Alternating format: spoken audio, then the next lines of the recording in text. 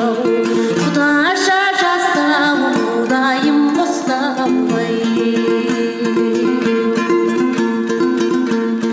Қар жауар қарашада, қатпақ болып алмай ма жаңбыр жауса, батпақ болып қалқадай отыр екен қасыма кеп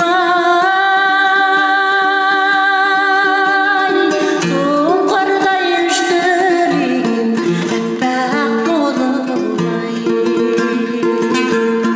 алтыннан аяқ, күмістен таяқ, желсізді не қылайын сіздерден аямай.